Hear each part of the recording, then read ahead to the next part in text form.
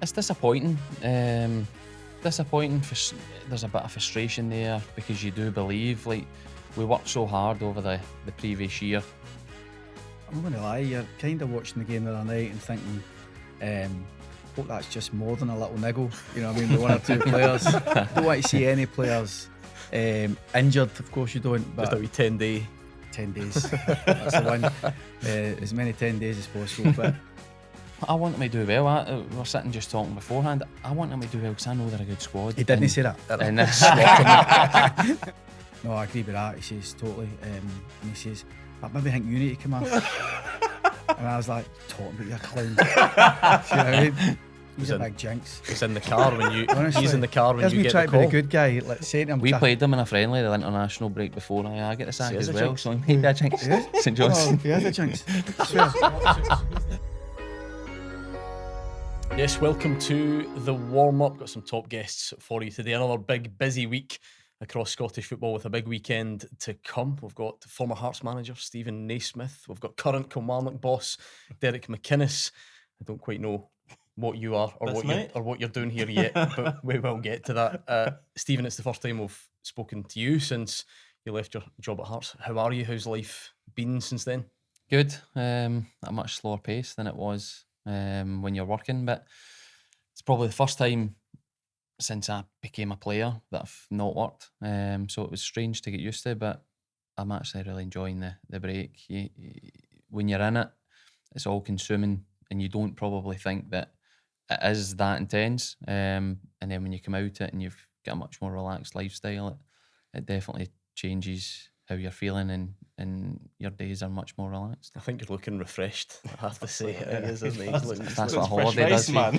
He's looking refreshed. And Derek, you of course with the unenviable task of facing Celtic when they were at... I'm a wee bit envious of his life at the minute. Sometimes when you're in the job, you see other managers having a wee sabbatical and having a wee time out, and I've been where Stephen's been as well, you know. But, you know, for us, obviously Celtic Sunday's a great game. I think for us, it is the biggest challenge for all managers in the SPFL when you come up against this Celtic team. And there's more to consider, because obviously you still want to try and be what you are as a team, but there's obviously more pitfalls, and try to get that balance between attacking and defending is key. But I do think they offer the biggest challenge for all managers and coaches, and obviously the back of some big performances of late, you can see Celtic improving.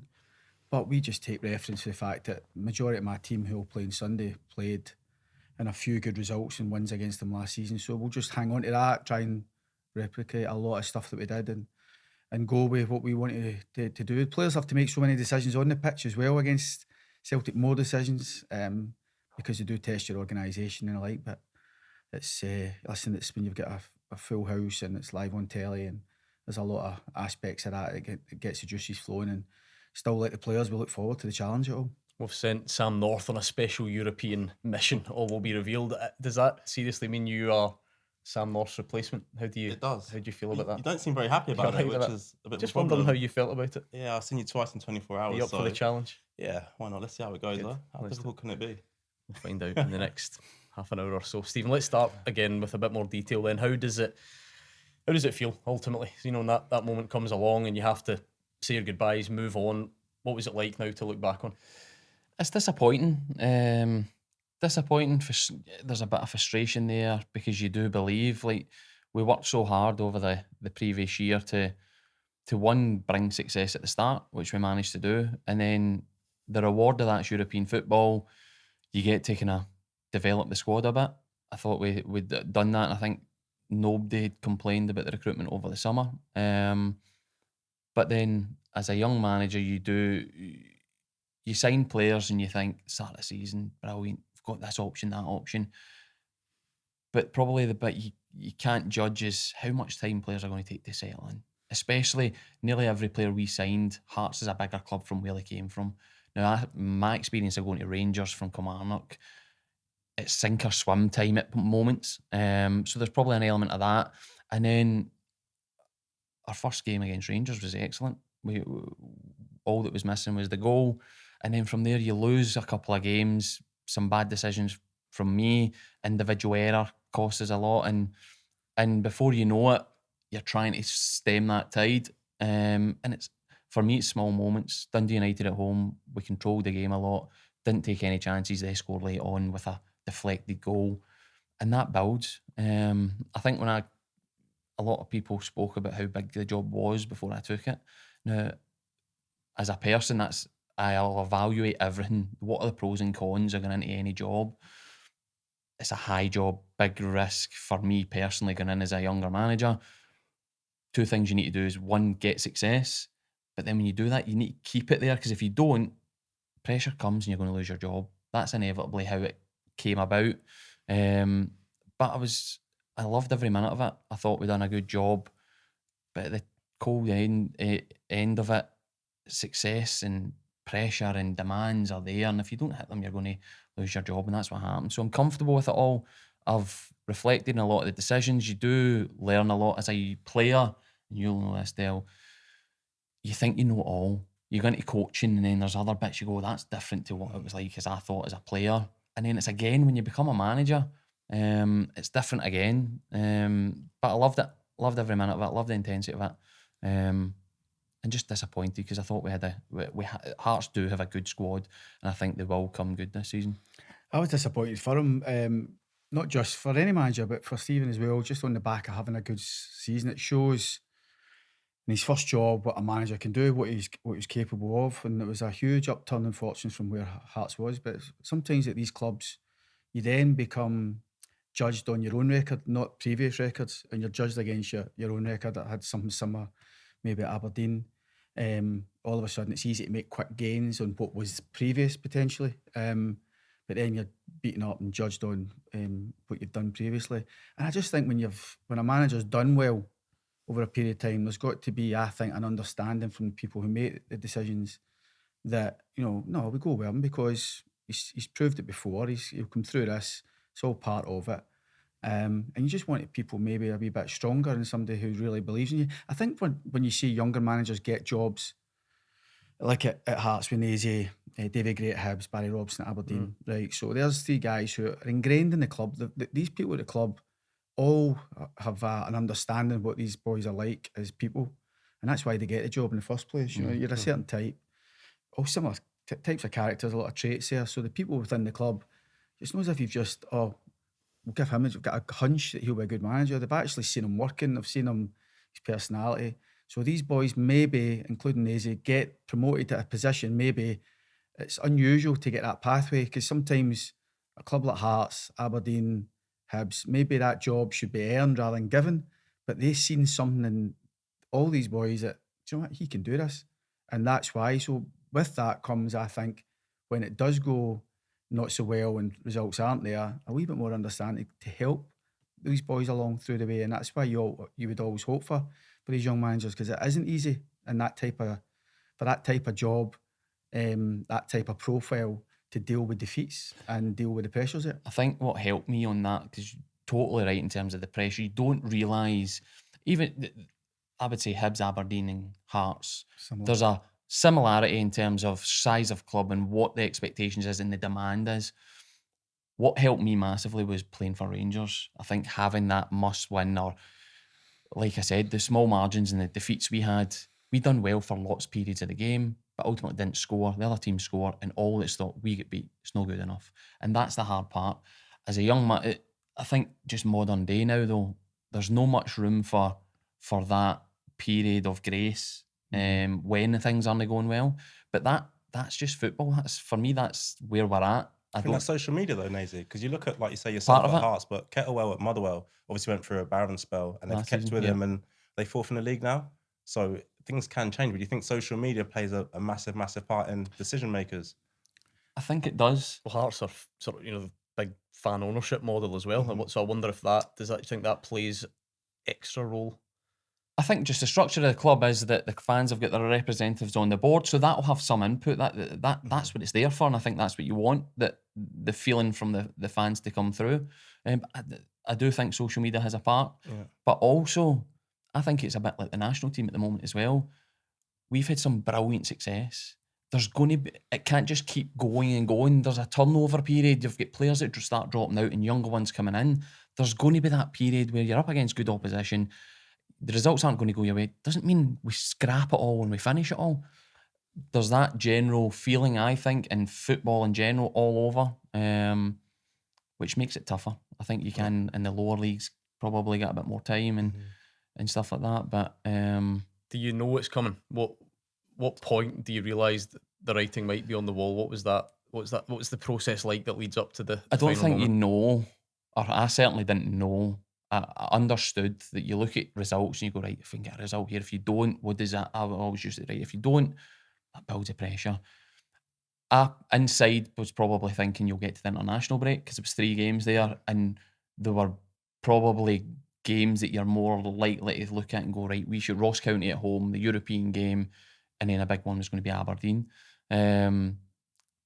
But even after St Mirren game, when we get beat 2-1, I'm sitting there really still believing that we can turn this round and I can make this better. And then when you have the phone call the next day, that is what it is. But I don't think there's not a structure or a set way for it to happen or how it comes. The conversation's had, and I think if you're honest, it's the best way to kind of go about it all. I think sometimes you get a wee bit of credit in the bank and you've got a strong relationship with the key decision maker. You know, every board and every setup's different, but there's normally a key decision maker or a majority shareholder. And if that relationship is strong, then it can buy you that extra bit of time to get you through a period, whether it's through an injury crisis, loss of form as it was, and just to try and get that result.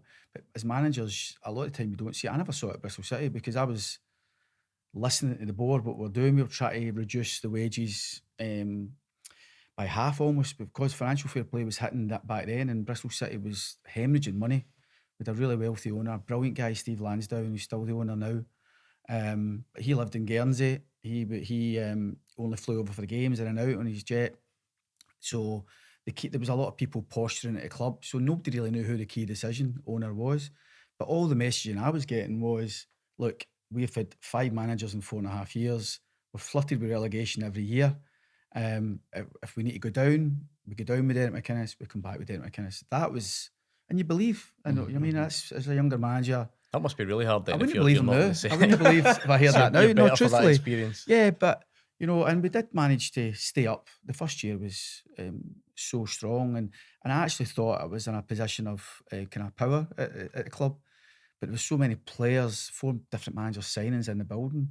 It was like, seriously, it was 2 full dressing rooms. It was like 30 odd players to train, and try to get these guys out was such a challenge because nobody wants to pay off players who were deemed not successes.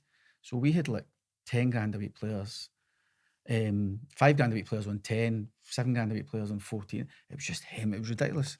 And to try and move these players on. So a lot of the time you give the list to the board. We need to get these out. We need to get boys in. These are boys that I don't want part of the plans. But for clubs to try and deal with that is also. So we then, going along with it, we weren't in good form. I think we're second or third bottom in the league. We lose to Leicester, the Leicester team that wins the league. But underlying everything, I was just getting to January, try to make the necessary changes, move a few players on. And I've spoken about this recently. And then you get the call to say that they want to have Overby. And I actually not relieved because I'm thinking I was enjoying the job still despite the challenges. I was desperate to get to January to make the changes that I should have made in the summer and be really a bit more forceful about it. But then you end up, Nicole let it, you go, do I actually really want to work with these people? No, they've told you what was the case. Helped reduce the kind of higher earners. We've introduced Bobby Reid and Joe Bryan and Yannick Balassi, boys who were on buttons, to be honest, and promoting them into the first team. You were actually playing to their tune a wee bit. That's probably why, though, you don't really expect it because there's so many parts of management that you don't see. Punters don't see, fans don't see, bringing youth players through, the structures from the 18s coaching staff all the way to the first team, to all these things. So you actually believe, right, we've got all this stuff, we're doing all this, but ultimately 90% of it's the results. If the results don't happen, that pressure comes no matter what. It takes a strong club. And I need to say, results were rotten through December and it wasn't good enough. But I still thought we'd have kept them up because I actually thought we had better players than the team that I did keep up. And we would have got through it. And took a wee bit of solace in the fact that they were the first team through all the leagues after I left to be relegated. I think they get relegated at the end of March. So they didn't So improve. is that the way it works then? 100%. It must be, because it's human nature. Human nature. I mean, you don't want to see a massive different. turnaround. No, because it's after. still your boys, it's your players. But I mean, if you see an immediate improvement, then I do think it doesn't reflect well. But thankfully, that's not happened. What is that? What's that process? Because you're right in the middle of that. Then do you switch off from Hearts results initially? No, I want them to do well. We're sitting just talking beforehand. I want them to do well because I know they're a good squad. He didn't say that.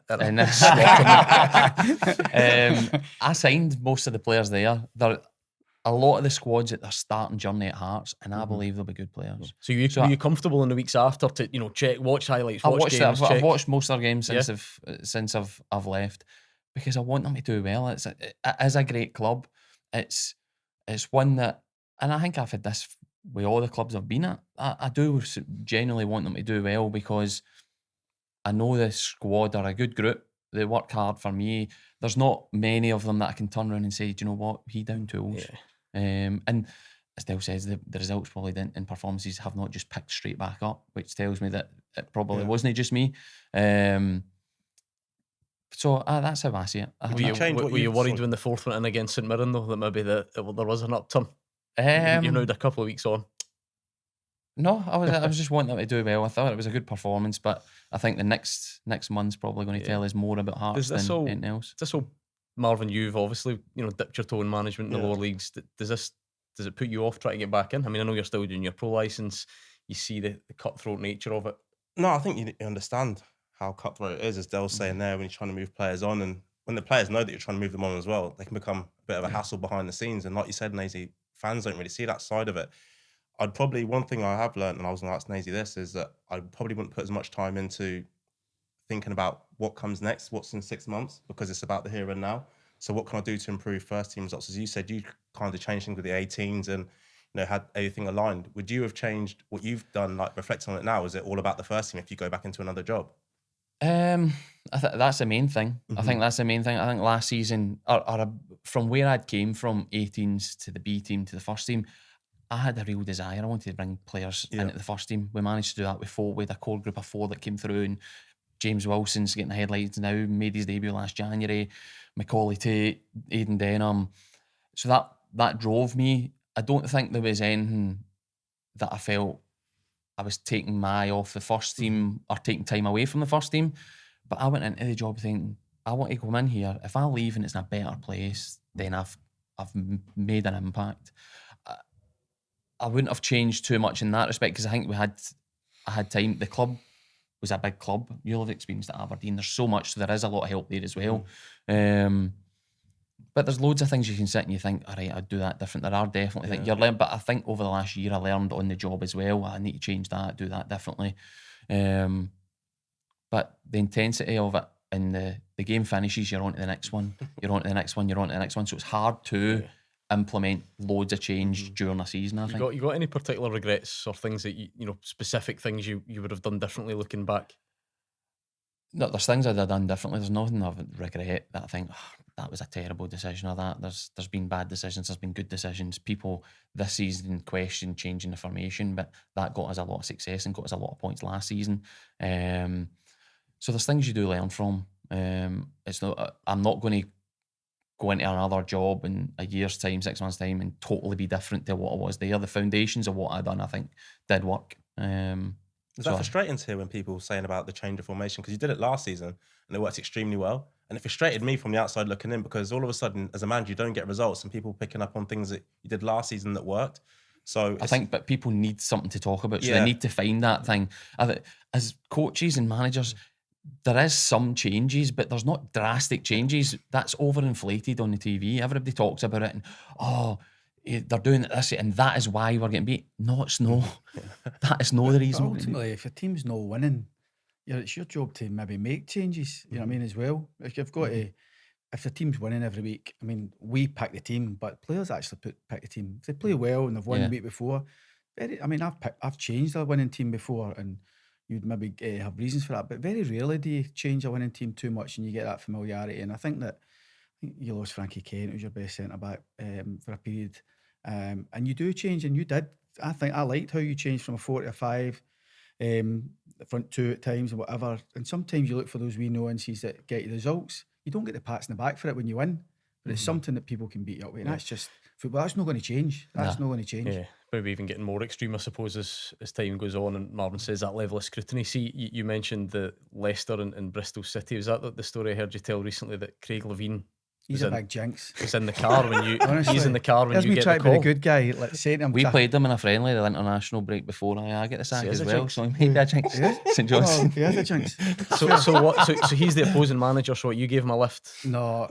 So Big Craig was he just lost his job with Scotland, and to be fair, you know, at that level there was a lot of poor press on Craig. You know, ridicule, obscene stuff. You know, and I really felt for him. And he was always somebody as a younger manager at St Johnstone I felt that I could speak to. He'd obviously been doing the job for a long time. So obviously I was doing in Bristol, just picked the phone up, says, do you want to come down and spend a few days and just watch training, take in the game, and we'd arrange to go back up. So he checked into a hotel. I said, wasn't he got to stay with me? I like him, but I don't like him that much. So, and he came in and it was just a wee bit of loose end, as you sometimes can be as a manager. And I think getting away from Scotland and coming down and going out for a bit of dinner, watching training, trying to get his thoughts on training, what he was seeing really.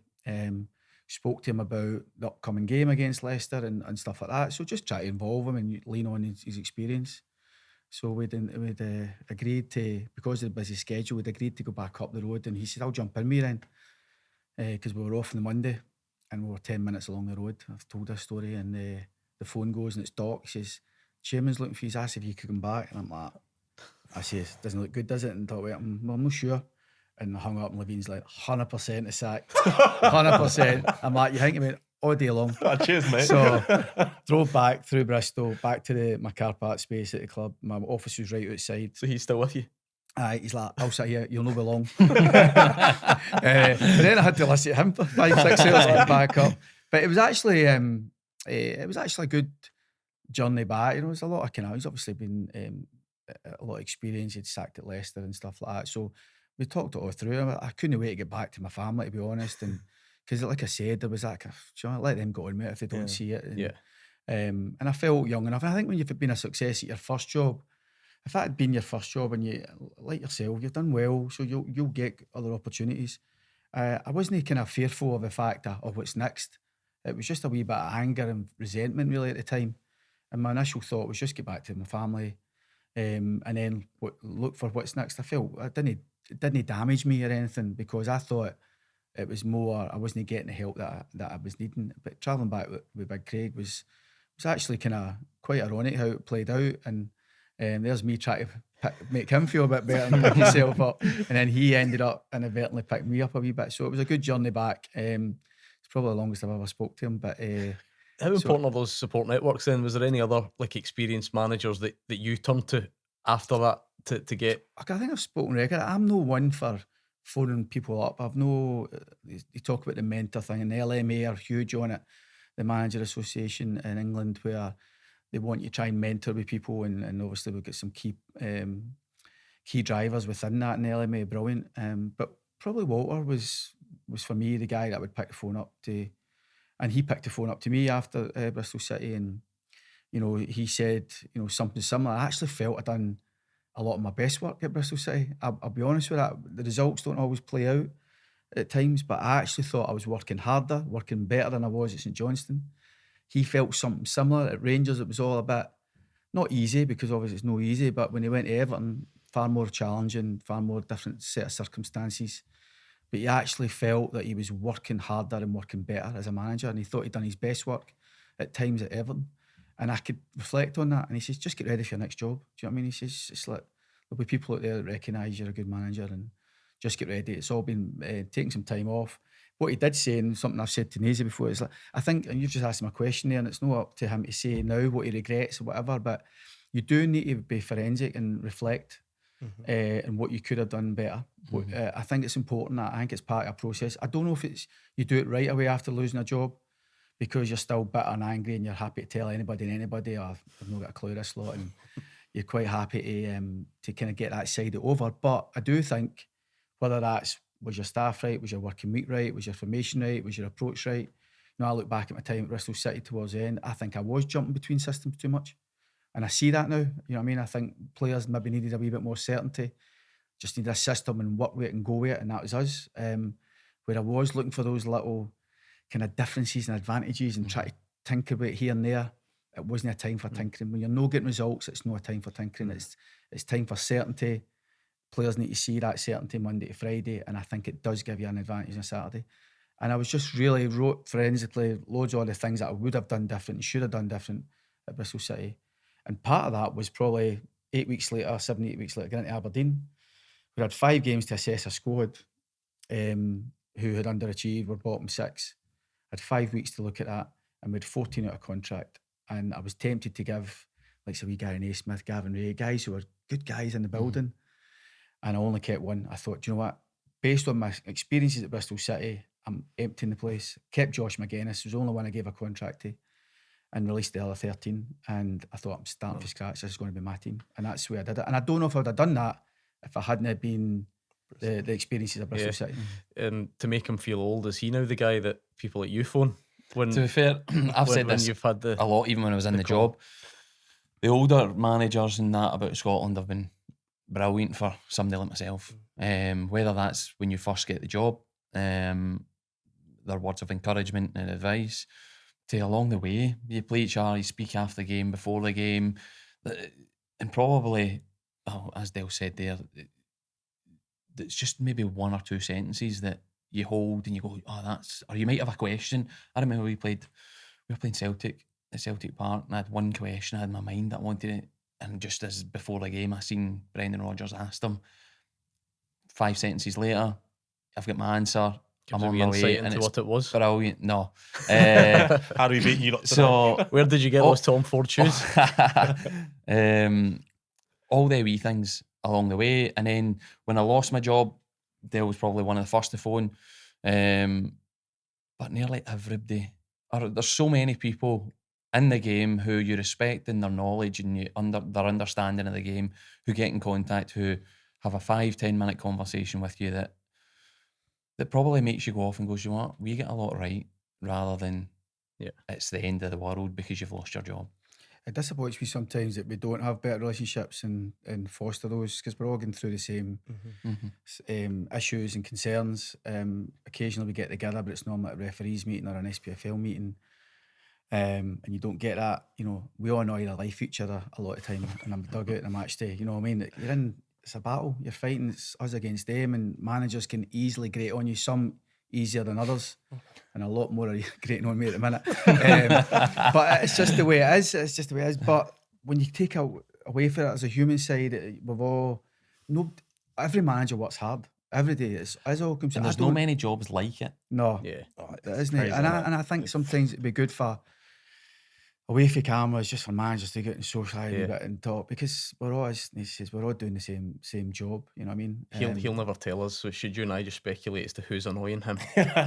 Comment below and let us know which managers you think are annoying Derek McInnes. That is so right though, and then heat of the battle in a match. But that's probably why everybody that is a manager becomes a manager, because you've got that passion and drive that you want to win. You'll do. It's like when you're playing with your mates at football or whatever.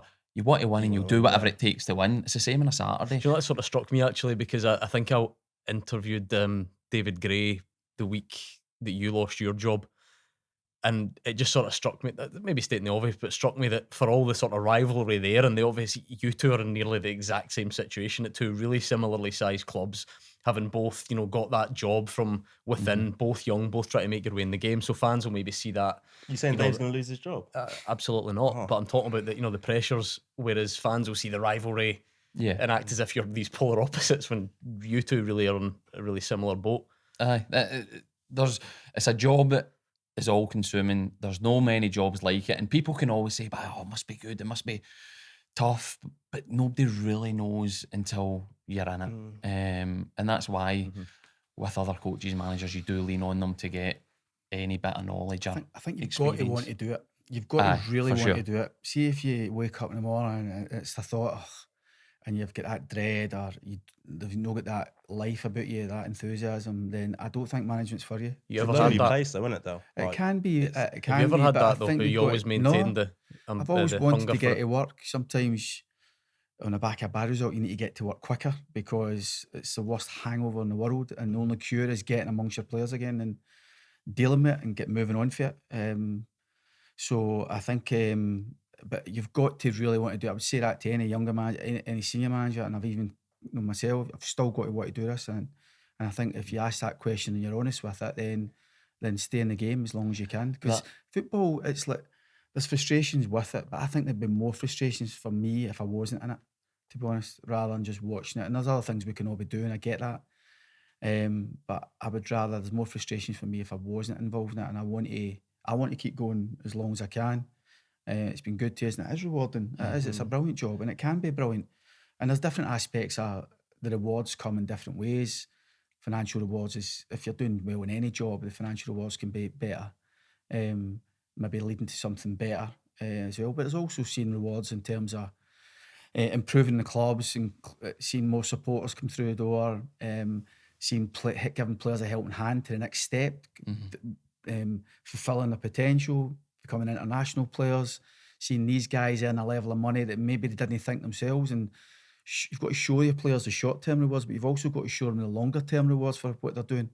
And when you see that, it can be equally as rewarding as anything you get for yourself. So there's different ways of looking at it, football, but it is all about a Saturday and winning a game of football, because ultimately, if you allow the pressure to build, and sometimes it's so easy to build now, it can be difficult. It can be so difficult for a manager to cope with that and deal with that and survive it, to be honest. Just what he said right at the start there of you need to want to do it. I had a call with Sir Alex Ferguson when I retired, when I was getting into coaching, and the exact words were that. He says, it's more than a full-time job, and it needs to be, or else it's not worth doing it. So, as it takes over your life, every minute of every day. What do you regret, Marvin? He's off the hook because he's just fresh out of it. Derek says it takes a while.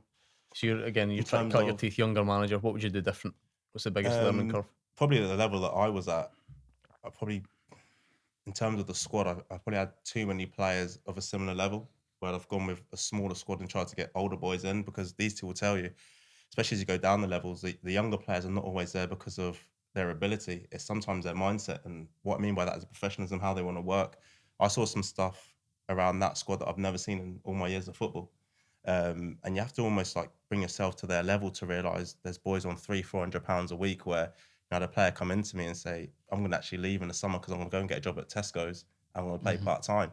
Now, your players can come and say that to you because you'd be saying, well, you're taking a massive pay cut. Well, this boy's actually going to go and get more money. So, in terms of stuff like that, I'd have probably gone, with maybe a smaller squad, try to get a few more older boys within there. And that's not disrespecting the young players, because I've got Harry Stones from you, brilliant professional, but also got other boys on loan who, I don't think will have a long career in the game.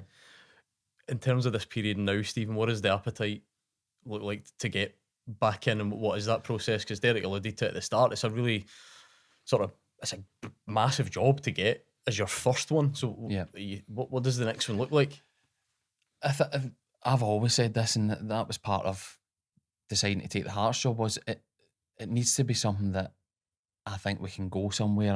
I'm not interested in going into a job just for it to be a job and going to work and surviving. I think it has to be, and that can be at any level, but there needs to be a real substance behind our football team, and we're not just surviving.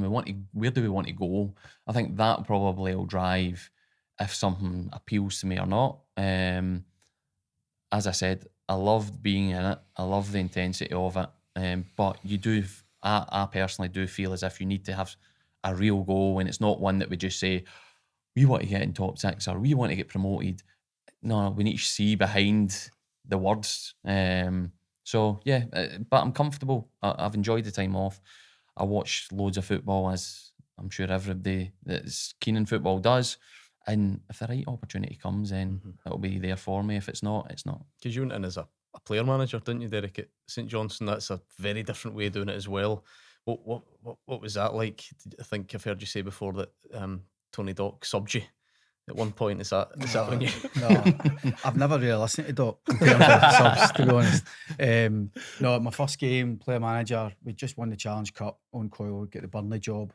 A couple of weeks before that, I got offered the job, took it on, played Morton first game, 3 minutes in, Steven Anderson scores an own goal, and I'm thinking, here we go, welcome to management. But I was with 3 centre halves playing that day against Morton, played 4-4-2. I remember it, and I was in the middle of the park. And I was going to retire at the end of the season anyway. My knees weren't great. And I was frustrated with the team because every one of my centre-backs were kicking the ball to the park. They weren't really showing anything what we spoke about.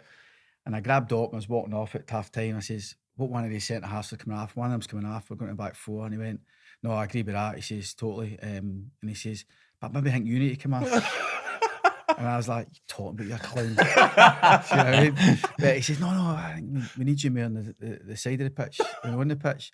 To be fair, he had a point. And I remember Chris Miller was playing for Morton that day, and I remember his energy. And I'm thinking, do you know what I mean? I didn't want to be running about with him all day. I actually signed him the next summer when I became the manager. The start of next season, I was putting my own squad together. But, you know, I think it was an opportunity. I'd been doing the reserves part-time and full-time still at St Johnstone and captain there. I was doing my pro licence at the time. I'd done my B&A licence in my 20s. It was something I was working towards. I definitely wanted to be a manager. I didn't want to be a coach. I was quite clear on that myself. I wanted the extra responsibility. I think sometimes players don't really know what they want to be when they finish. And I had a real kind of clear that I wanted to be the guy that probably carried the can and made the decisions. So I had been offered a job at Clyde and had been sounded out by Dundee before Alex Ray got the job. So there was a couple of little things that I'd flirted with a wee bit, but I was enjoying still playing at St Johnstone. And then Jeff Brown, going back to what we said about David Gray and Barry and Maisie. Jeff Brown, I never had a massive relationship with him. He was the owner. I can't even remember having any more than maybe 1 or 2 conversations. But when he offered me the job, he says, I see the way the players are with you. I see how you carry yourself. I want you to be our manager. So he made the decision more than I made the decision that I was right to start the managing. And we went with it from there. But player manager, I'd done it for 2 or 3 games. Yeah. I just stopped picking myself, to be honest. And I don't think you can do it. The 2 most successful player managers, Graham Souness here, but he had the best players a lot of the time. He had Walter Smith as his assistant. Kenny Dalglish had all that Liverpool backroom and best players. I actually don't think you can do it. Yeah. I remember saying to Jim Goodwin when he was doing it, I says, I don't think you can do it. I don't think you can be the best manager 100% while we're still playing, because I think I was getting frustrated. So I was still training. My training was becoming less because I needed to take sessions, and your fitness is everything. Obviously, as you get older, you need to be keeping training, and it was quite an easy decision in the end up for me. Were you one of the better players though, in terms of that squad, the makeup of the squad? I was going to say, that squad. Well, I'd come back from Millwall and my knees were bothering me, but Coyley made me captain. We'd won the Challenge Cup. I played every week. I played every week. Yeah. I don't know. I wasn't say I was the best, but I think every team I played in, there was always somebody better than me. But another manager would like picked you. What I mean? Yeah, I played every week. Yeah, I played every week until I became the manager. And I dropped myself. From taking the team then, and you saying you want to be a manager, day to day on the training pitch, have you changed from then till now in terms of how much you do? I think, well, back then it was me and Doc done everything. You know what I mean? So when I think it now, we've got your video analysis, you've got your sports science, getting you all your data and things like that. But we were going through video tapes and pausing and taking times, and then we're having to cut it all and try and put it together and to do a video meeting. When I think about how even recruitment, it was all the phone calls. I was phoning every agent under the sun. I was trying to develop relationships with people. It was a whole new world to me. But I was speaking to every agent. People were phoning me, introducing themselves with agents, about players. I was speaking to the managers. So it was all quite time consuming. The whole thing was, we actually use our time better now, I think, because you've got that support. You've got your sports science. You've got your video analysis. You've got your head of recruitment. So, and I'm thinking, all of a sudden, you've got all this extra time to do the actual job. Do you know what I mean? So you've still got to deal with that detail, and you've still got to speak to your head of recruitment, and you're still heavily involved in signing players. And sometimes you need to get that like key relationships with agents to get the player, because normally when you're after a player, there's other clubs after players as well. So, and I always get back to agents. I always think that I'll need him one day. Do you know what I mean? And I want to make sure that I'm his first call for similar teams like ourselves. I wouldn't expect him to be my first call when there's Aberdeen, Hibs, Hearts and Rangers and Celtic and the like. But of teams of a similar level, I need to make sure that agent likes me enough and likes our club enough that I'm his first call, not his last call, and all these wee things are vitally important. But we did everything, the Doc and I, in terms of the makeup, the training. We used to do the warm-ups, which is people now, if a player now seen a manager taking the warm-up, they'd be like, what's he doing? You know what I mean? So it was do warm-ups, we'd do everything. Yeah. I'm still reeling from the fact he expects us to believe that it was a clown he called Tony Doc when he subbed him. I'm not having that for a second. Just quickly on the kind of advances and everything, I wonder, how do you feel about a lot was made about Hearts using this analytical approach to fill in your vacancy? What did you make of that? So I think it's a good thing. I think in general it's the next sports science on all your support staff. I think it's more when the conversations came around about it and is this a good thing? Can it be useful for us? And how big an impact can it have? My biggest thing was we need to know how to use it efficiently. That's it. Because there's data to every level. It's just how good a quality and the level of data you can get. And yeah, I think it could be really good. I think it can be with player signings. There's always that element of character. Like you could sign the best player in the world, but if he's a nutcase and he's out 4 times a week, you're not going to get the best out of him. So there's that character element you're never going to get from data. But for a lot of other things, it'll be good for them. And they've done it with the manager. But where the same data has been used before has been successful. But it's about using it as effective as possible. I think it's not so much the data. I think obviously these key decision makers have got to try and feel as much comfort when they make a decision, when they appoint a manager or when a player signs players. They want as much comfort and kind of evidence here that they're making the right decision. I think what is key for clubs, and Hearts were clear on what they wanted, clubs need to know what they want. You know what I mean? Because you would think that'd be an obvious thing to say, but you'll be surprised. A lot of them don't know what they want. So they need to know what they want, what type of manager, what type of person, what age, whatever. They need to know what they want. And going back to the data on players, I remember way back at Bristol City, we had a big recruitment meeting. And we all sat down and we sat about, they wanted me to go through the profile of each player, what a right back looks like, what a centre midfielder looks like, what a left back. So with these analysts and coming out and said, every full back, every left back at our club needs to be at least 5'10" and beyond that.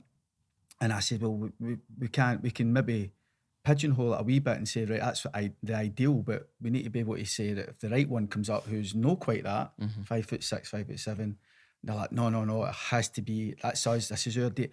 I'm like, so if Ashley Cole phones up tomorrow and says, I've always been a Bristol City fan and I'm choking to play for the club, but I want to come, I'll be signing Ashley Cole. And they're all just sitting there. So it can't be set. I think there's got to be a kind of guidelines and parameters of how you want to work in the structure. And ideally, you would want a bit of size and athleticism at every position. But there has to be behind it all. It still need to judge: is he a good player? Is he the right player? Yeah. See, in terms of like ambition for you, Derek, you're in a job just now and doing very well at it. You always hear a lot, the kind of Scotland job and being Scottish. Does that remain a sort of ambition at some point for you? I think it should for every young Scottish manager, or not so young. You know what I mean? I think there's key things you want to do, and I think you're always, when you're asked that question, you don't want to be saying, I want to do this, I want to do this, sure. And everything like that. Check him, you know. But genuinely, it's something that I would want to do when I stop doing this job, and if I haven't managed Scotland, then it would be a regret. You know, would you miss day to day though? Do you think? Possibly, but maybe at a certain stage. Yeah. You know, I don't get it. I don't buy into it. It's an older manager's job. I don't buy that. I think it can be a younger manager's job. And obviously there was other managers I've spoke when they've been international manager about how kicking their heels and how frustrating it was not being able to be busy enough. And then it was just pressure, 2 weeks of constant work. And then having to do very little after that other than watch games and liaise with squad and staff. Sometimes that isn't enough, and maybe back at a time, maybe that wouldn't be enough for certain managers. But I genuinely would like, just in general question, would I want to manage Scotland? 100% I would. But I think there's a time for everything. We've got a good manager in place now. We're doing well. There's an exciting group. My focus is clearly just trying to improve things at Kilmarnock. Still things I want to do. I want to make us more relevant than what we've been. And I want to try and get to cup finals and be regulars in Europe. So the short game, the short term is where you've got to look at what they hear now, and if you're doing well in any job, sometimes you get other opportunities, and it's up to you to decide then. You're pretty much a Scotland fan now anyway, aren't you? I saw that. I saw you in a pub in Germany in the summer. You're converted. His wig on and he's need a kilt now, man. You've sorted. You've obviously been in about the setup there as well. Squad was announced this week. A couple of Robbie McCrory's in from Derek's team, and been a kind of weird period, hasn't it? I think you alluded to coming off the back of qualification and trying to find the feet again, but against very good opposition. What jumped out from the squad this time? The biggest thing is there is a bit of change. Change in terms of the last 2 Euros that we've went to, there's been a lot more change in terms of personnel. Younger players have come in, but the go-to at the moment is Ben Doak should be playing, Lennon Miller should be in the squad, and it's like constant, right, we need to be hitting this target. There's going to be a period of these guys settling in, the manager getting to understand these players. It's okay watching them and saying, oh, he had a good game out in the left or playing through the middle. But really, the connection between players on the pitch has an impact as well. So, yeah, and you're in the top pot, so you're playing against the best teams. I think the positives I've taken from the recent games is the pressure and the negativity towards it. The performances have actually been good. Maybe the results haven't been there or that, but the performances have been good. There's been a reaction. I've heard Robbo say a couple of times saying we need to show a reaction. You've shown a reaction. We are a really good team. We've got brilliant guys like John McGinn, Robbo. Losing Callum's a blow because I think at the moment you can see how impressive he is. But they're 3 of the guys who have dragged this current group and the previous group to where they got to. It's now about just letting us go through this period. There'll be good points, there'll be bad points, but at this moment in time, there's no better manager than Steve Clarke, who understands the players. He brought in Alan Irvine, who's a fantastic coach. And it's letting these younger players get used to, because it's intense. See, when you go away, as a young player, you're kind of looking about going, is this right? Should I be, I need to be at this meeting. No, I need to be at dinner. Can I do this at dinner? Once you're comfortable, you play your best stuff. And we're going through that wee period at the moment. But I'm still optimistic about the future. It's time for the Rondo. Let's put these two under a bit of quick fire pressure. Steven Naismith's done this before, of course. Yeah. Are you actually going to read these questions? Yeah. You going to be okay? Do you want me to help you? Yeah, no, that's fine, mate. Do you want me to be more patronising? Who do you want to go first? No, you can go first. Are you sure? Yeah. Let's find the questions. Right, I've got Derek McInnes. I believe you're off to see Oasis. So She's Electric or Live Forever? Live Forever.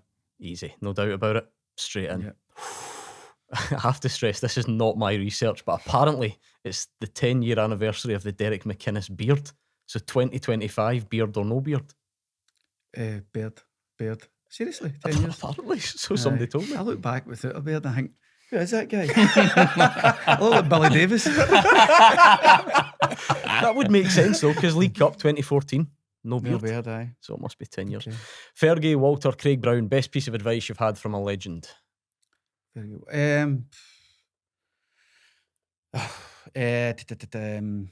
I like recently what Sir Alex said to us about you need to be the team's best player on a Saturday, so try and pick your team, settle on your team on a Friday.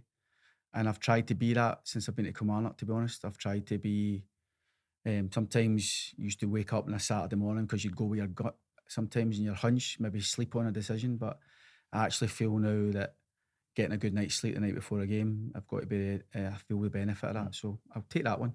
I learned this week that Marvin did punch one of your players, Bruce Anderson, in the past. So on the boxing theme, Usyk or Fury? Fury. Ooh, okay. And post-match wine or up the road? Is that still a thing, managers? No, we were actually talking about that the other day.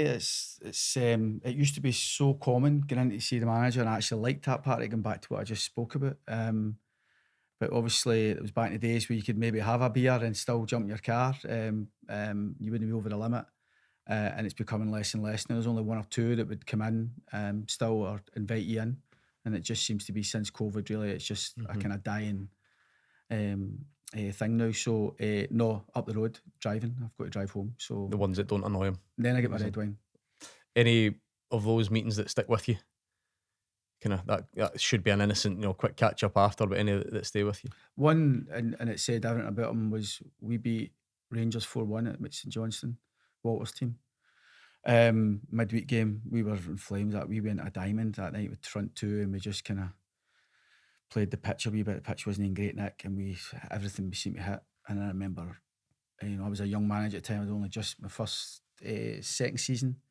I was out against the gaffer, and I'd get a load of beers in and wine in for Coisty, Durante and Kenny and the gaffer, because I know I wasn't going to know of anything. I'd get beaten up, and then I could hear him losing his shit down the away dressing room, and me and Dot like, "Jinx will still come in." I said to him to come in, and he came in, took his jacket off. He was there over an hour, emptied the fridge.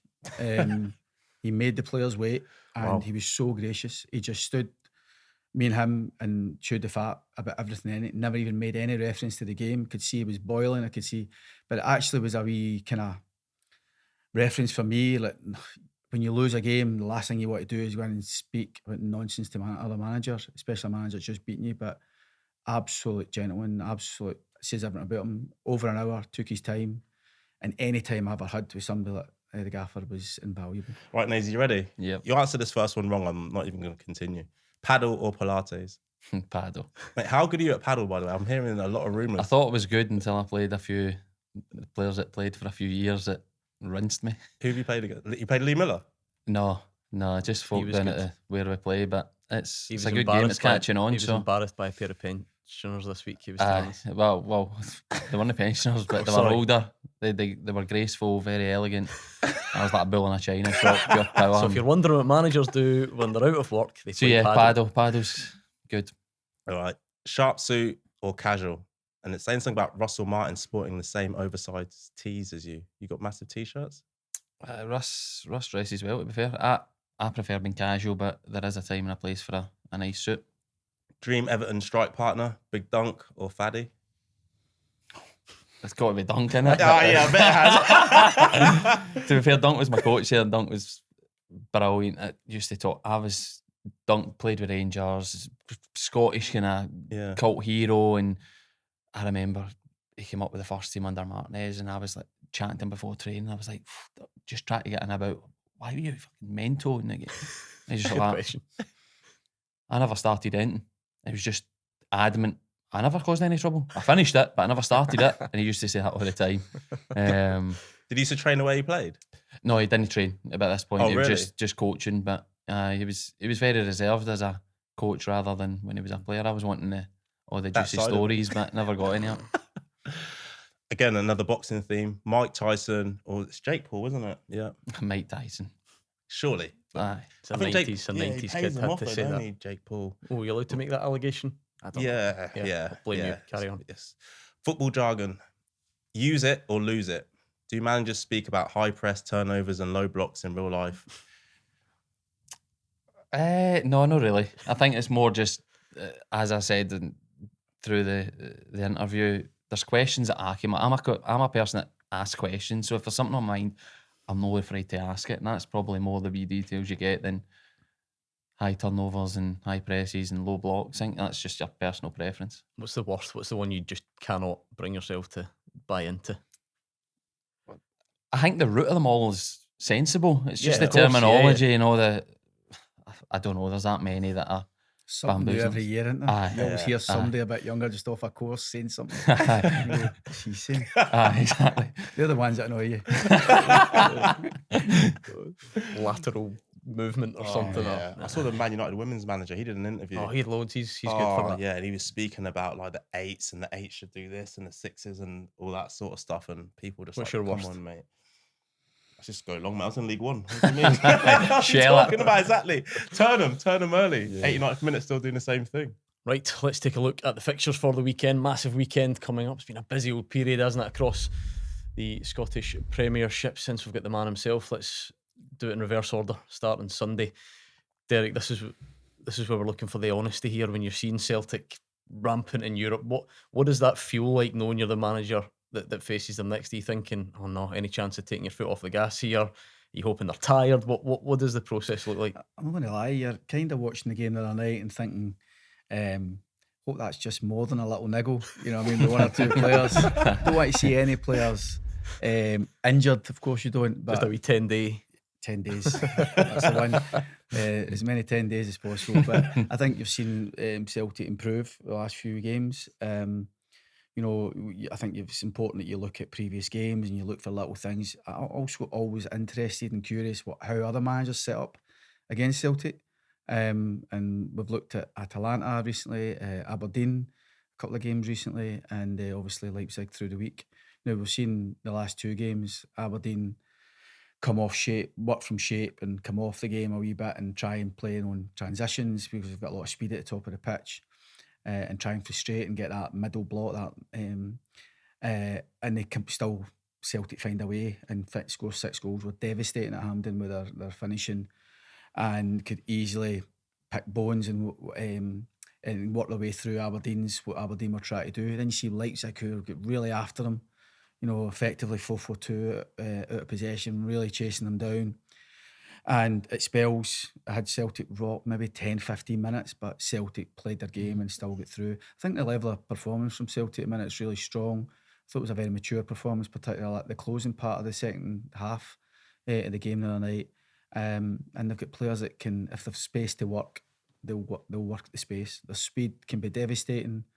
So we've got to try as a team, try and limit those opportunities for them to exploit that. But recognise that good players will find solutions to get to you, and we've just got to make sure we're as organised, as compact as possible, but try and be as much us as possible.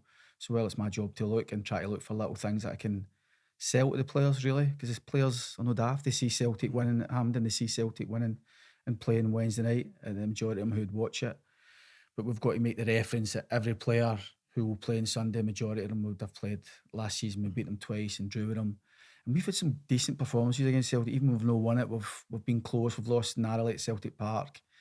So, you know, Celtic improving, but equally we've got to try and improve as well. That's the biggest thing the players take in it from previous. And usually have had a sustained period, both the old firm where most games you compete, minimum you compete in the really tight games. Players that does build that belief as you get into the next game. Yeah, I mean, the Saturday fixtures all across the board, you look at them, they're massive fixtures. Go on, Mr. Hibs. What are you saying? I hope we win. Yeah, definitely. Give me more than that. Yeah, more it's one that I think it's tough. Obviously, Dave's going for a difficult period, and so are the players. Being at Easter Road, I think they have to win the game. It's never good when you start using the old "if games finished at 85 minutes." Yeah, I know exactly. But that is the reality. Isn't it? That's where they're at. You know, conceding a lot of late goals. Obviously, the penalty against Dundee United the other day. A lot of people have spoken about it. I personally thought it was a penalty. I think a lot of Hibs fans obviously didn't think so, but I don't think you can kind of pull players in the box. But yes, it's a massive game. St Mirren are decent as well, but from a Hibs point of view, I think it is a must-win game. Not in terms of Dave keeping his job or not keeping his job, but you don't want to go into that international break, especially on the back of a defeat, and then sitting at the bottom of the league. So, yeah, it's a huge game for them. Yeah, some fantastic fixtures. I've tried to educate you this. Did you know Simo Valakari was a cult hero at Motherwell in the late 90s, early 2000s? Yeah, he told me I had a poster of him, yeah. Good, I did. So he's come back to Fir Park this weekend as well. Motherwell, of course, off the back of that defeat at Hampden against Rangers. Obviously, Derek, Aberdeen has been in many ways, the story of the season because of the way they've started, a club that you know well. Is this now a test of how they respond to that first real sore one at Hampden last week? I genuinely don't have any concerns about response. I think the manager has been very measured throughout. There was a period of time after I left when Aberdeen were going to say, we're going to do this and we're going to do that and we're going to be this and that. Instead of just knuckling down doing the job, I actually really like his manner. I think the players have responded to that. They have been the story so far. I think the league's so tight. I think Hibs and Hearts will eventually find their way and get going throughout the season. I think every other team, much since we're all working off similar budgets, we're all working with similar type of players. I think Aberdeen have been the story since the start of the season, really, of huge improvement from where they've been. I think the level of performance has been so strong and consistent. And I think they're riding that wave as it can happen at bigger clubs, you know, where supporters get the buy-in and everything becomes a lot easier. Marvin's talking about David Gray, just get a win, and the next game becomes a bit easier and less scrutinised. I actually don't think people are looking too much at this. I think Aberdeen will be strong again. I think it'll be a tough game for Dundee. Dundee, good team, and they can go and make it difficult up there. But I have no concerns that this Aberdeen team will falter off the back of a disappointing and devastating result really at Hampden, when so much more was expected of them. I think they'll just get back on the horse, to be honest. I mean, Rangers Hearts, that's definitely the Steven Naismith derby. We always manage to do that. Every guest has got their own derby, I've noticed. Both will go into off the back of European football. Rangers will have travelled, Hearts won't. You know, that adds, I guess, an element to it that you'll have experienced. There's the ongoing situation where it feels like it's taken a lot to impress the Rangers fans at the moment. Even, you know, the cup win, because of the nature of the performance, it didn't seem to really cheer many people up getting to a cup final. It's you mentioned the expectations. What do you think about this meeting at the weekend? It'll be an interesting game. I think it's, as you said, Rangers in that period where demand's high and they feel as if it's not getting lived up to at the moment. I think it's not helped with how well Celtic are doing. Being at home, there'll be an expectation to dominate. I think Hearts have got the squad to go and control the game at times, and if they do that, it'll give them a really good chance to get something from it. If you could look at the game and where Rangers are at, that it's a good time to go to Ibrox to frustrate, to try and control the game a bit, which then brings that added pressure from the crowd.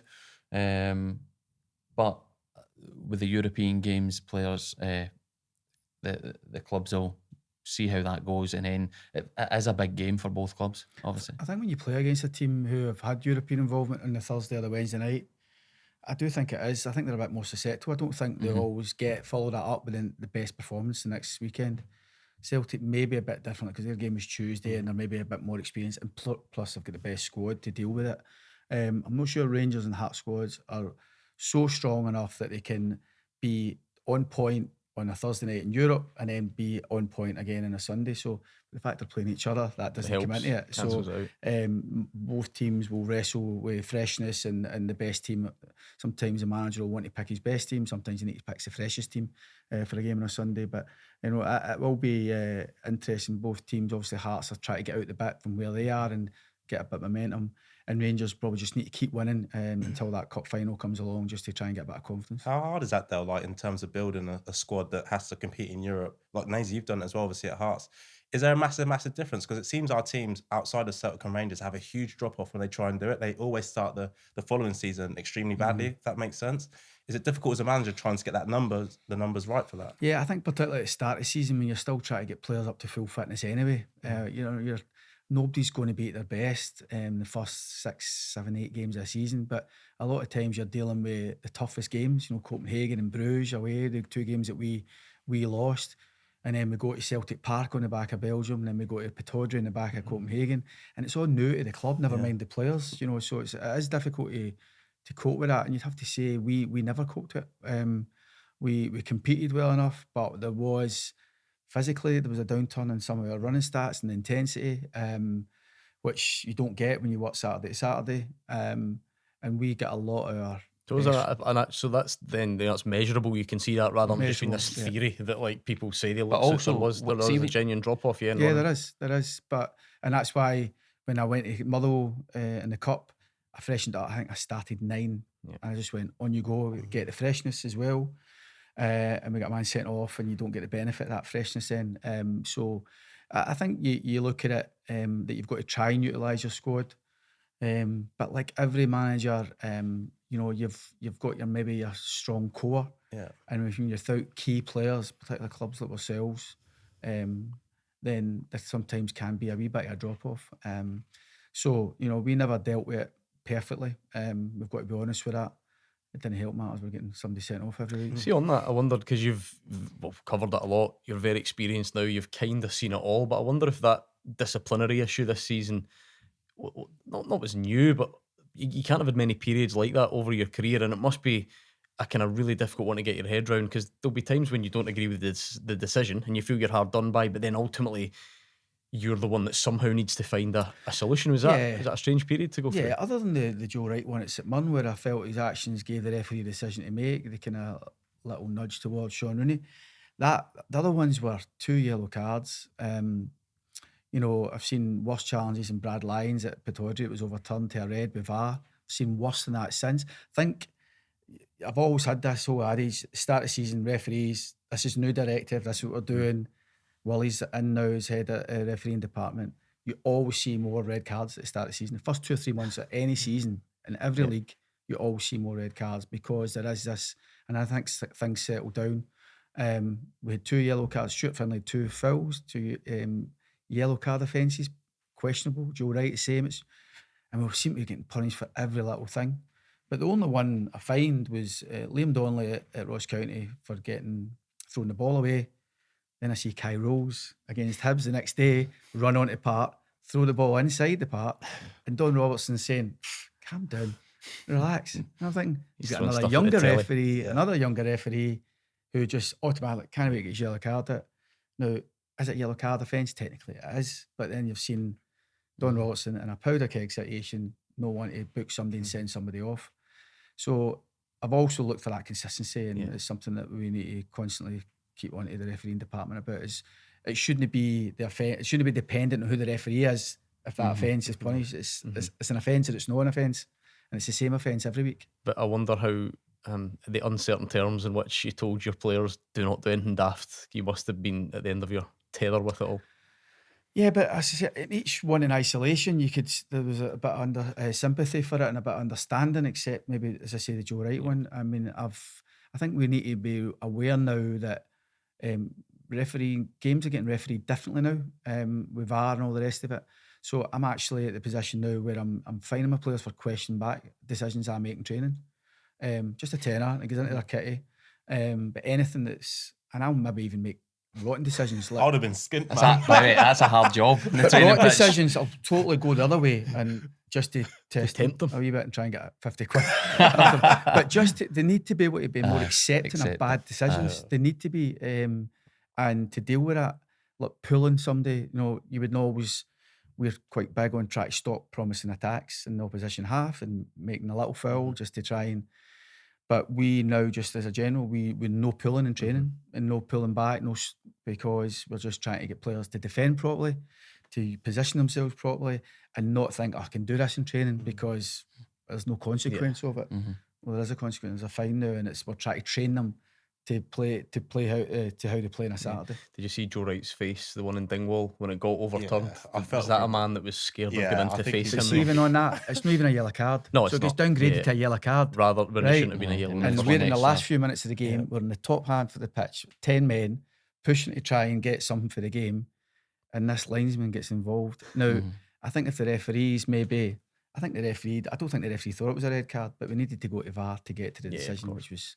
It's actually a great tackle, wasn't it? He very good. Clearly wins the ball. He'd have been walking down the road, though, wouldn't he? That was the biggest, and that was the biggest surprise about the lot yet. That he actually won the ball. But again, you're thinking, surely no. I was just worried for him. I thought he knows he can't. He can't go back in. He'd still be walking back for Dingwall. That would have been the case. Anyway, let's take a quick look at some of the lower leagues as well. Some fantastic fixtures coming up. Obviously, Friday night football, which everybody loves. Morton, a real heavy one last weekend. Scott Brown's Ayr United are going to go there. How do you get away from Falkirk, Marvin, John McGlynn, the job he's doing, top v bottom, 2 teams that could not be in more different circumstances, Falkirk and Airdrie? Yeah, played against Falkirk last season. Absolute brilliant team, really well coached. Very similar to the way you see Celtic play, trying to do exactly the same things. They've got 4 wingers now who's spoken about, have got real pace at the top end, got good experience through the team as well. And I feel for Rhys McCabe, because speaking about young managers, he's touted for absolutely everything, this time kind of last season, and they've really struggled to start of this season, but it looks like Airdrie are going to stick by him. I think he'll turn that around. But yeah, Falkirk have been breathtaking, and they look like they could get, potentially back-to-back promotions, and we want all the biggest teams in Scotland to be in the top flight, and Falkirk, definitely fall into that. So yeah, be a massive, massive game. Your old club Livy, of course, going to Hamilton Accies. You missing your touchline duels with David Martindale and Marvin? What a pair they must have been. I was fine. Who spoke more out of those two? Never had any duels. But when I say some managers really annoy me, Davey's not one of them. Right, okay, cross it off. Process of I elimination. like Davey's fine. And I'm pleased that I actually think that at Livingston, when we spoke as a staff, we thought they would be real title contenders. I think Davey's one of those managers. I think he kept a lot of his players who can play Premier League. And I think that nucleus and that kind of familiarity is important. But I think there's a type of team, Livy, even when they're in the top flight, they would go runs. They would go like 10, 11 games unbeaten.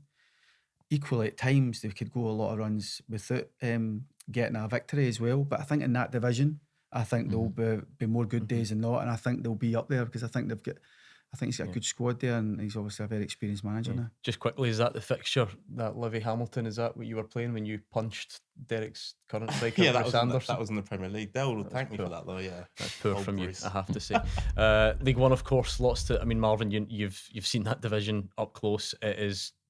I mean, talk about tight. The points separating top and bottom practically. Well, not bottom, obviously, with the Inverness situation, but everybody else. Pick a winner. Yeah, it's always going to be a real tight league, especially when Hamilton went through the playoffs as well. Obviously, you spoke about Falkirk, how good they were, but once Hamilton went up, it's always going to be a really tight league because you've got teams like Queen of the South and Inverness, and they had their problems, who are full time.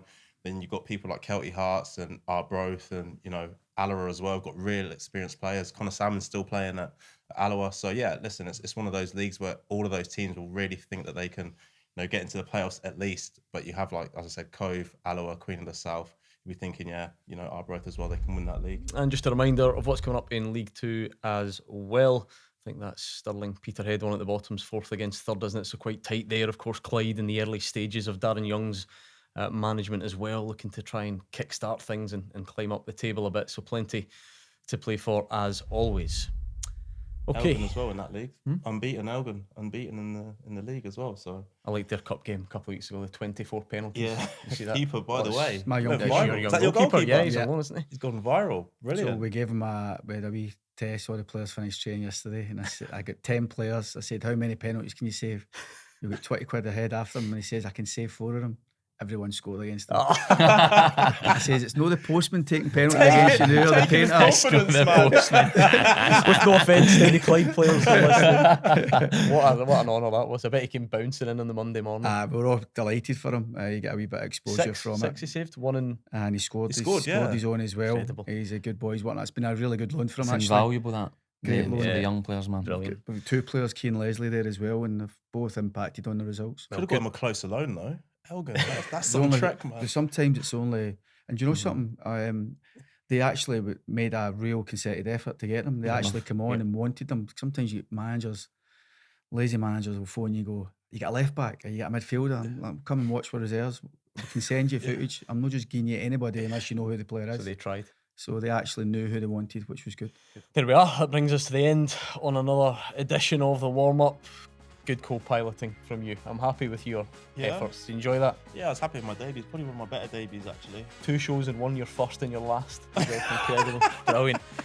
Top guests as well, honestly. What an insight, Steven Naismith and Derek McInnes. All you need to know about Scottish football management. Make sure you like and subscribe, and we will see you next time on the warm-up.